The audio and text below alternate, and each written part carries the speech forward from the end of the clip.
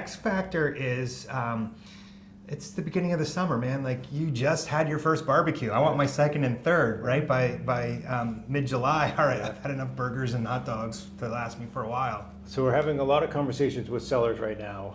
What's going on? I just got off a meeting, talking about marketing and things like that. We're thinking about maybe doing a price adjustment. So it's like, all right, do you do it now, mid-June, so there's eyeballs on it before the 4th of July? Because we get questions quite a bit about, well, it's 4th of July, or whether it's Memorial Day or Labor Day.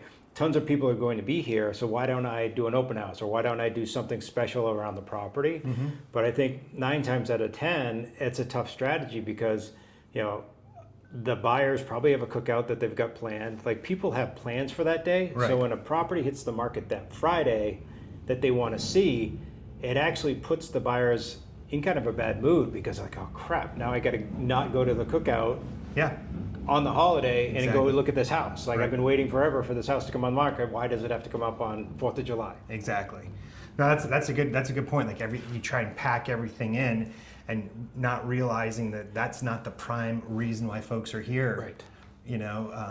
And I think we see that bared out throughout the season where we get a lot of sales early in the year, although this wasn't a particularly great first quarter. We had the war, we had interest rates. I talked about those types of times as deer in headlights. The buyers are like, all right, what do I do? Are interest rates going up? Are they going down?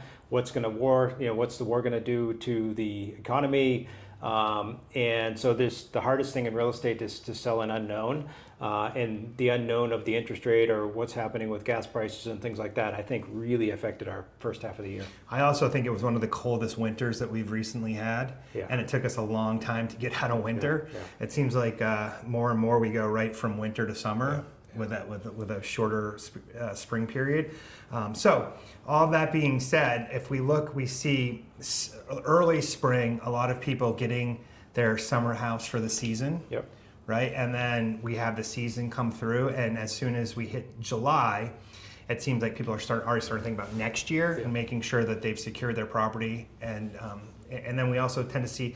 And correct me if I'm wrong, we tend to see a lot of stuff come on in the fall because people now realize that they didn't use it all summer and it's just sitting there. Or they want one last summer in the property, and no matter what, they don't want to sell it before that last summer.